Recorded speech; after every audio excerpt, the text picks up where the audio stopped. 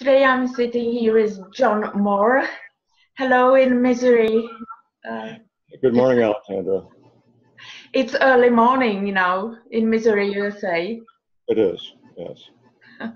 But thank you that you can speak with me, and we are going to speak with John Moore about NIBIRU Flyby and the preparedness. And you are going to come to Europe, to Central Europe, to Prague, and speak at the conference From Illusion to Reality on 22nd of July. I am.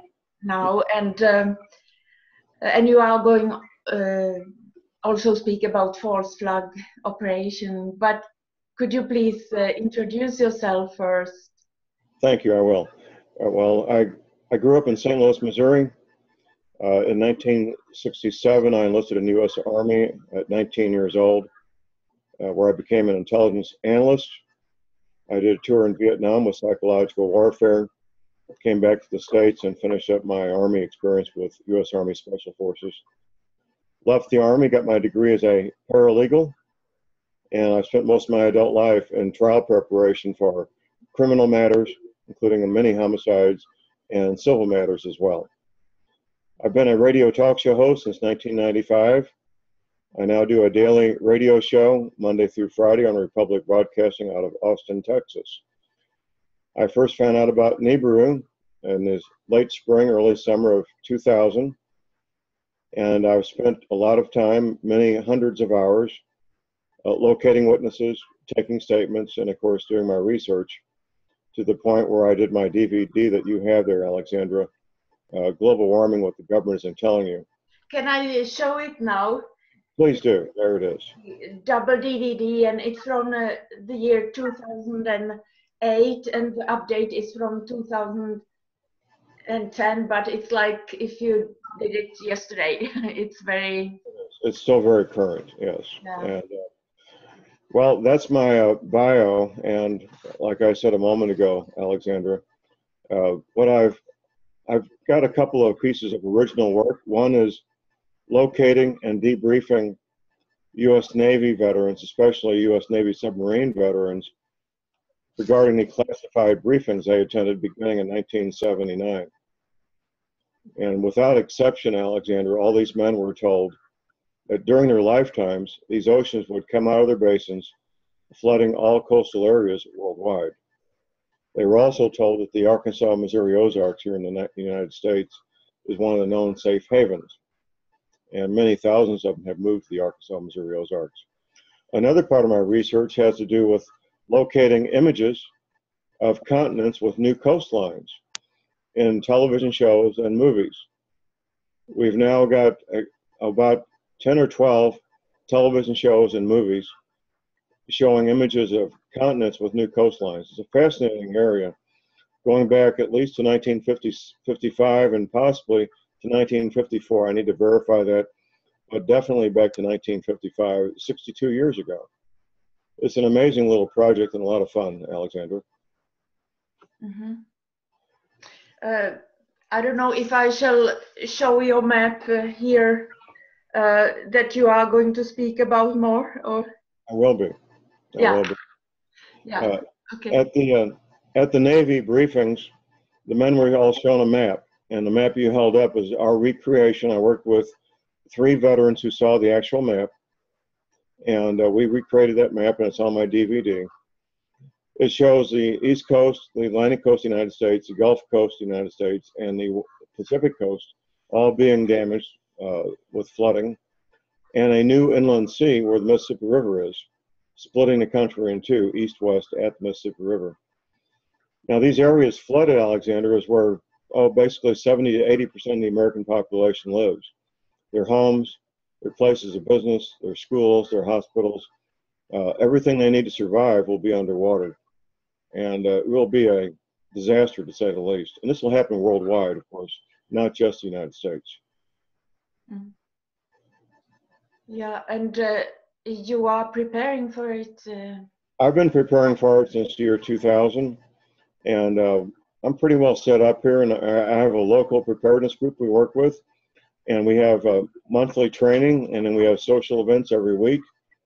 And it's fun getting to know each other and learn each other's skills and be able to prepare together. And you need a team, Alexander. You can't do this by yourself. It's just too much. Mm-hmm.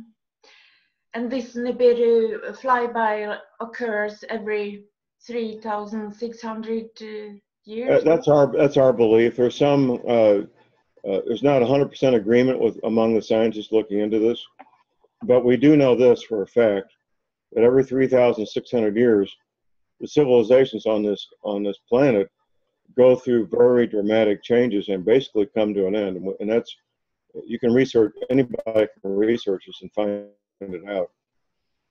That 3,600 years ago, 7,200 years ago, and so forth, major civilizations came to an end and new civilizations took their place. That's well documented, Alexandra. Yeah, and how come that we don't learn that in schools?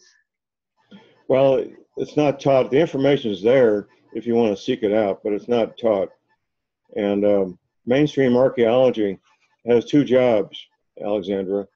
One is to recover ancient technology. The other is to keep us from finding out about it. And of course, a lot of what archaeology does is to support the flawed, non-existent theory of Darwinian evolution.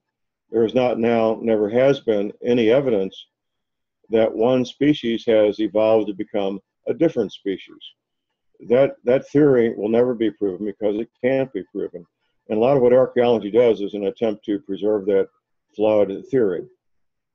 Mm.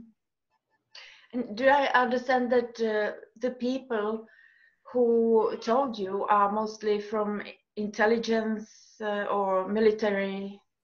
Right. Well, I have contacts in military intelligence, in the military, and in private government agencies, and we all communicate with each other privately and exchange information privately. So they know, but they don't tell us. Well, they're not going to jeopardize their paycheck and their pension to tell people what they know. That's not going to happen, Alexandra. Mm. And could you describe a little bit what will happen when the flyby occurs?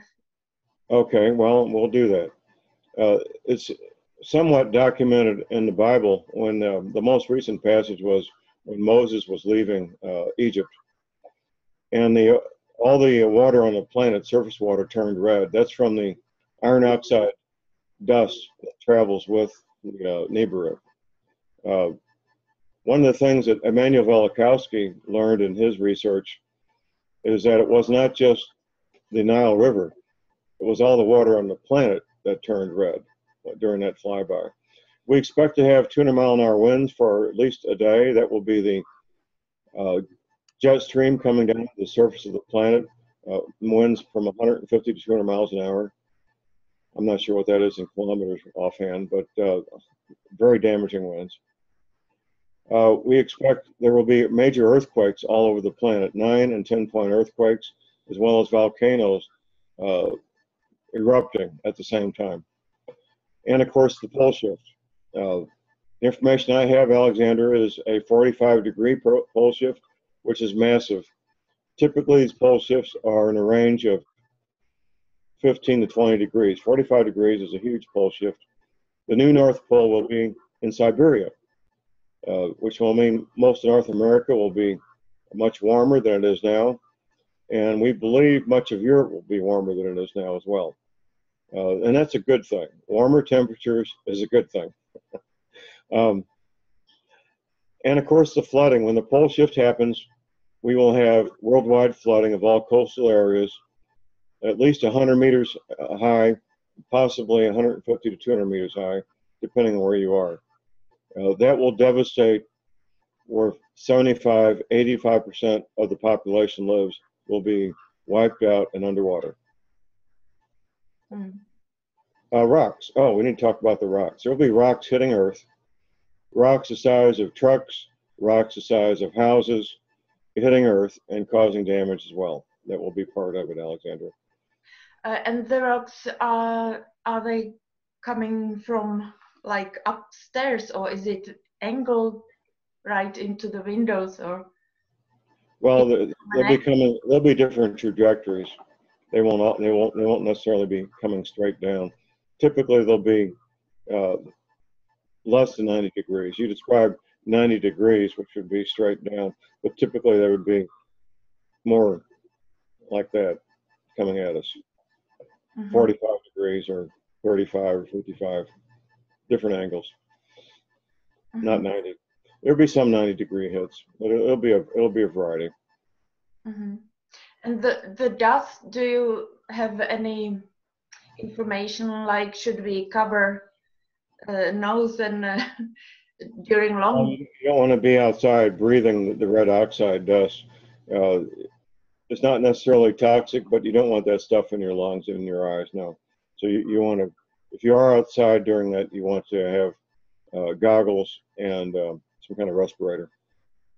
And what do you expect the farm soil or the land, when can we grow like potatoes again?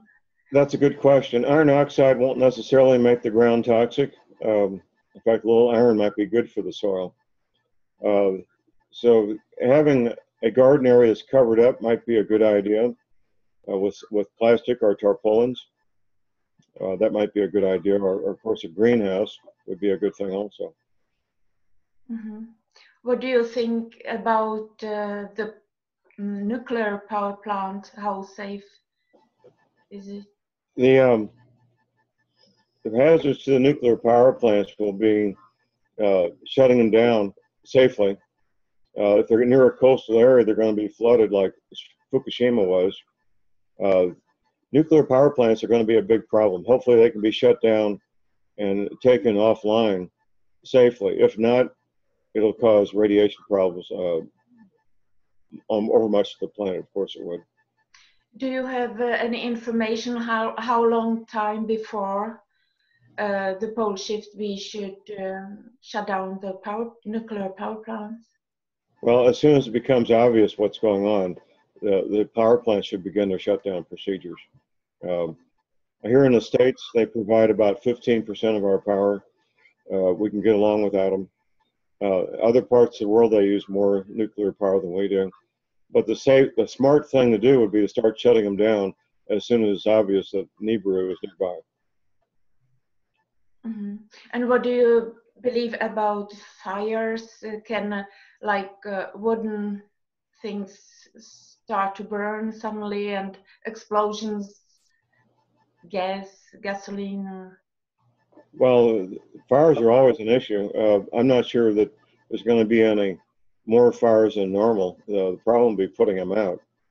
When an emergency services can no longer respond, once a fire starts, it's going to be difficult to put it out.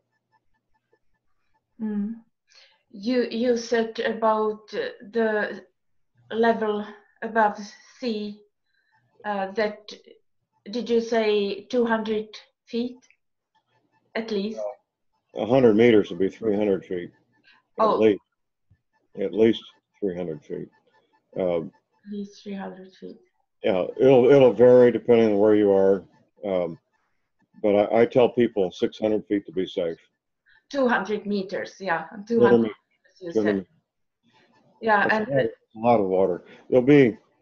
What's going to happen, Alexander? There'll be a slosh, a wave that might be 200 meters high, but then there'll be a new sea level which won't be that high. The new sea level may be 100 meters, or maybe 75 meters above the current level. It'll vary depending on where you are on the planet. I usually live in Sweden, and for example, in Denmark, the highest natural point is 170 meters above sea level, I believe, in Denmark. Most of the people in Denmark live very close to the ocean, don't they? Yeah, it's like their homes, their businesses, hospitals, schools, that'll all be underwater. The higher altitudes in Denmark is where there's very few buildings and very few people. And what do you believe about the infrastructure, or what do you believe about internet and telephone, mobile phone net, and banking system? Well, that'll all be gone. Once the power system goes down, everything else goes with it. The governments and military will still have communications, but civilians will not have access to that. Ham radio operators may still be operating in different parts of the world. That may be the only communication we have for any distance. It would be ham radio, amateur radio. At the conference, you will speak first. You will speak in the morning, a lecture like 1.5 hours, but later in the afternoon you will speak together with Sandra Fecht and me also about the NIBIRU preparedness and learn. Sandra will speak especially about the psychological preparedness, and you will speak about your experiences in your community and Right. how much water, for example, do you believe we need to have per person? How much what per person? How much water we should? Oh, water. Well, you should have a supply of water. Having liters of water stored up would be smart, but what you need is access to a spring or a well. Would be the best. A lake or a creek or a river would be the next best. That would have to be purified before you could drink it, of course. Storing, if you live in an urban area and can only store up water, by all means do so, but you need access to a source of water that is basically unlimited. That would be the best possible thing. A creek or a stream or a spring or a well would be the best. And how about the energy supply? Are you considering free energy device to buy something, or? Well, there's lots of ways to create electricity. You can do it with solar power, wind power, steam power, water power, horses walking in a circle. Lots of ways to make electricity. I don't know if we need to be getting into the details of that. You do what each person is going to have their own situation. If you've got a creek or a river where you can make hydroelectric, that's great. Wind power is fine. Solar power is great. Steam power works fine. Whatever works for you, Alexander, that's what people need to be doing. But for example, solar power, we should take it inside for the period when the storms are coming, or? Well, that would be smart to eliminate any damage to your solar panels. Most people aren't going to have very many solar panels to do very much. Maybe charge up batteries for some radios, maybe have a couple of light bulbs. Enough solar power to even run a refrigerator is a lot of solar power for most people most of the time. And what do you believe about the time for the flyby? Well, I hear different reports, Alexandra. I've heard from you September of 2017. I'm hearing from other people, maybe 18 months out. Placing dates on this is difficult, and many people have done it. And I don't publicly talk about a date. I haven't yet. If I have a date that I can stand behind with my private sources, I'll put it out. So far, I don't have that date. I remember that Sergeant Major, or retired Sergeant Major Robert Dean, has said 2008, that not later than 2017, but so it's quite a high position, isn't it, Sergeant Major? Well, Sergeant Major is the highest enlisted rank in the U.S. Army, and men in those situations, they come in contact with a lot of individuals that have what we might call privileged information, classified information. So I don't know the Sergeant Major. I don't know what his access is. but he may very well have access to people in lettered agencies that know about these matters. That may be the case. Mm. Have you heard about that? Like if we go back, you said that the previous flood, previous flyby, Nibiru flyby was Exodus. Right. That's Yeah. the most recent one, yes. Yeah, and the before is Noah flood. Noah's flood was one before that, and that was a worldwide flood, not just the Middle East. Yeah. That was 7,200 years ago, and every culture on the planet has a flood story from about the same time. Mm.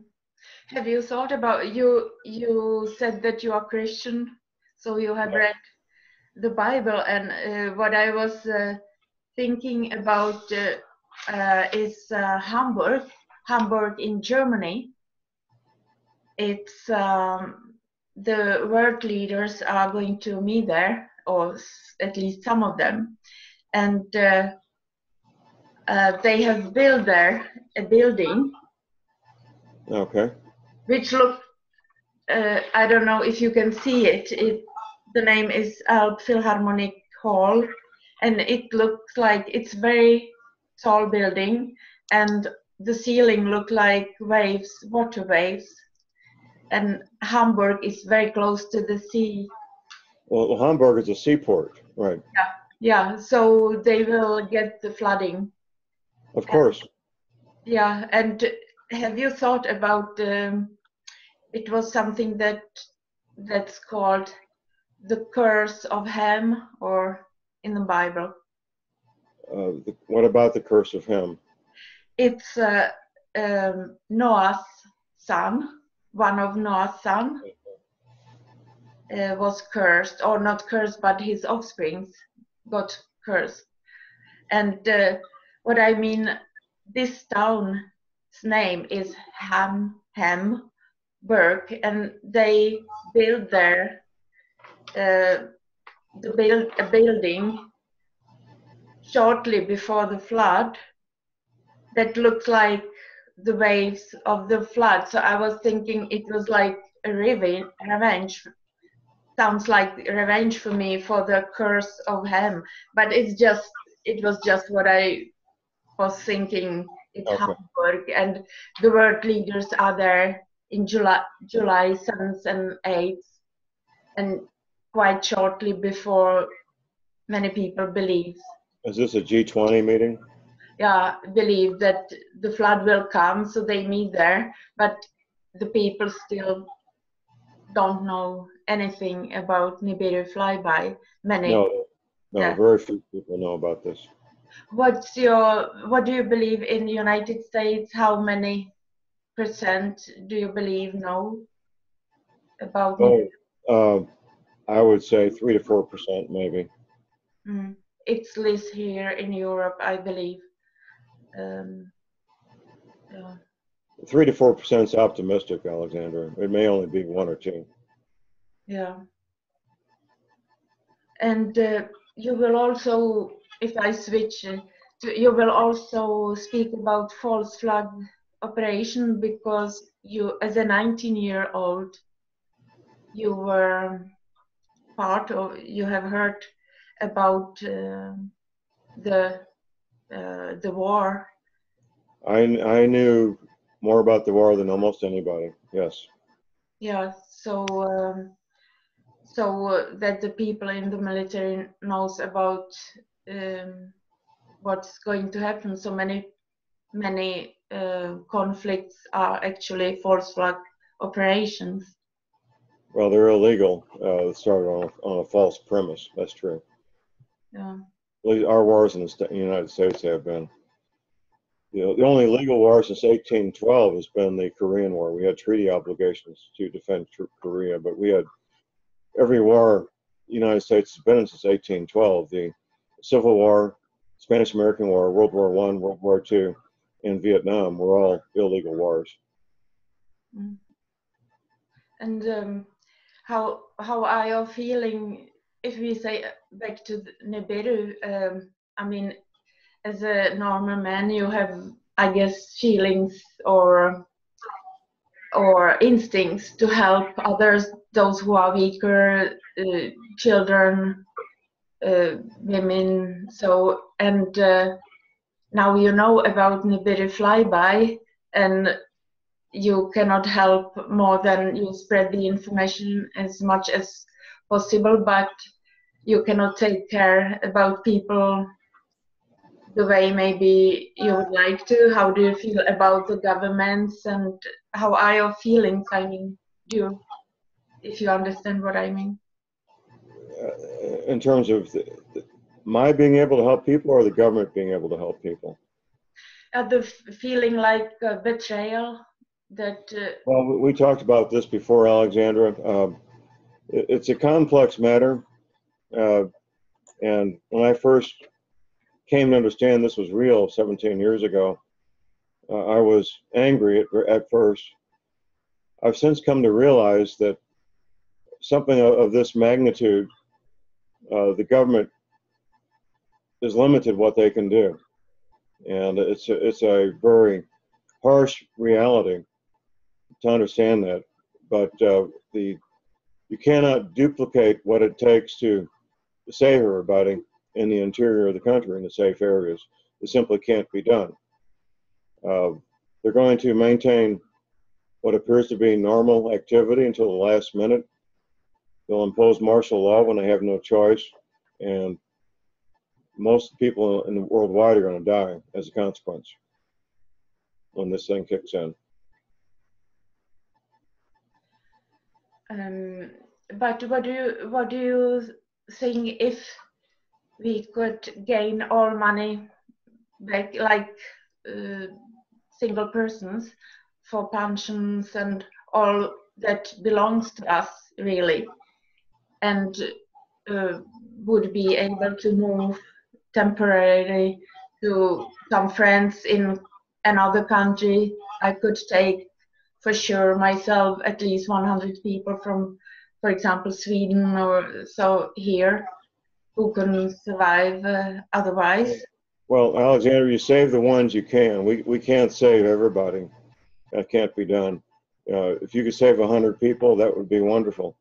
It will be a very small percentage of people that are saved.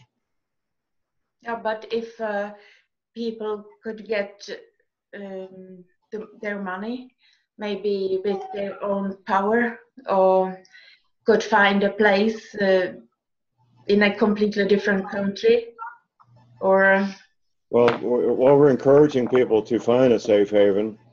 I talk a lot about hobby farms where people can grow all the food that they need for themselves in a safe area, away from cities at a high altitude. That's a good choice if you can do that, and I encourage people to do so.